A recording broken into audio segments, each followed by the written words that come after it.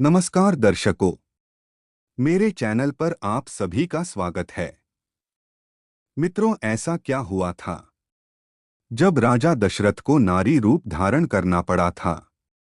तो आइए इसके पीछे की पूरी जानकारी के बारे में जानते हैं। दोस्तों, इसके पीछे एक बड़ी ही दिलचस्प कहानी है।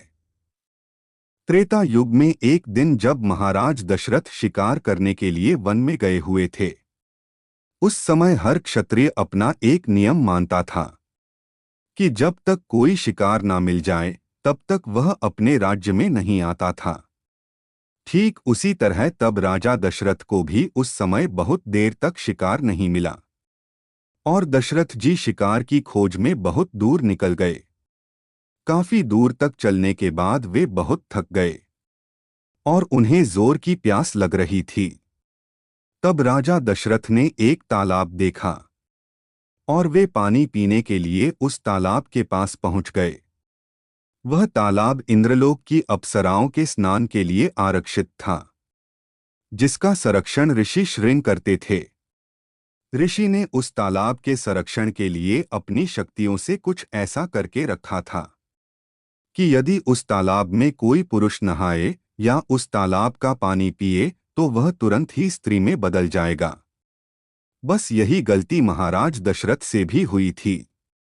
जब राजा दशरथ को प्यास लगी थी तो राजा दशरथ ने जाकर उस तालाब का पानी पी लिया था और वे तुरंत ही स्त्री के रूप में बदल गए थे। ऐसे में महाराज दशरथ को समझ नहीं आ रहा था कि वो क्या करें। महाराज दशरथ लौटकर अपने राज्य में भी नहीं आ सकते थे, क्योंकि वो जानते थे कि यदि मैं अयोध्या गया तो वहां मुझे कोई नहीं जानेगा कि मैं ही राजा दशरथ हूं। महाराज यह सोच ही रहे थे, तभी वहां से अंग देश का राजा रोमपत गुजर रहा था। तब राजा रोमपत की नजर एक सुंदर अप्सरा पर पड़ी, जो कि अब महाराज दशरथ उस अप्सरा के रूप में बदल गए थे। रोमपत उस दशरथ रूपी अप्सरा से पूछने लगे कि हे सुंदरी, तुम कौन हो और इस वीरान जंगल में क्या कर रही हो? तब उस दशरथ रूपी अप्सरा ने कहा कि वह अपनी यादाश्त खो गई है, इसलिए इस जंगल में गुम हो गई हूं। तब राजा रोमपत उस अप्सरा को अपने साथ अपने महल ले जाते हैं और उससे शादी कर लेते हैं। कुछ समय बाद उन्हें एक लड़की पैदा होती है, जिसका नाम उन्होंने शांता रख दिया। कुछ समय बाद जब अयोध्या में यह चर्चा होने लगी कि महाराज दशरथ कहाँ हैं, जिन्हें गए काफी समय हो गया है और अयोध्या नहीं लौटे हैं, उसके बाद राजा दशरथ की रानियों को चिंता होने लगी। तब उन्होंने गुरु वशिष्ठ को बुलाकर उनसे सारी बात बता दी। तब ऋषि वशिष्ठ अपने मंत्री आर्य सुमंत को राजा दशरथ की खोज के लिए भेज देते हैं। आर्य सुमंत को सारी हकीकत की जानकारी ऋषि श्रृंग से पता चलती है।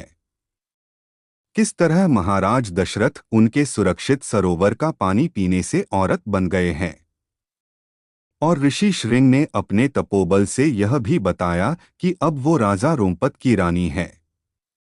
उसके बाद ऋषि सुमंत अंगदेश जाकर राजा रोमपत से सारी बात बताते हैं कि किस तरह महाराज दशरथ नारी बन गए, जिससे आपने विवाह कर दिया है। यह सब सुनने के बाद रोमपत की आज्ञा से ऋषि सुमंत उस महाराज दशरथ रूपी नारी को ऋषि श्रृंग के पास लेकर आते हैं और तब श्रृंग ऋषि अपनी तप शक्ति से महाराज दशरथ नारी को फिर से पुरुष बना देते हैं और अयोध्या वापस लौट आते हैं। तो दोस्तों, आपको यह जानकारी कैसी लगी? कृपया ऐसी ही ज्ञानवर्धक जानकारी के लिए इस चैनल को सब्सक्राइब जरूर करें, ताकि आने वाली सभी जानकारी आपको समय पर मिलती रहे। वीडियो को अंत तक देखने के लिए धन्यवाद।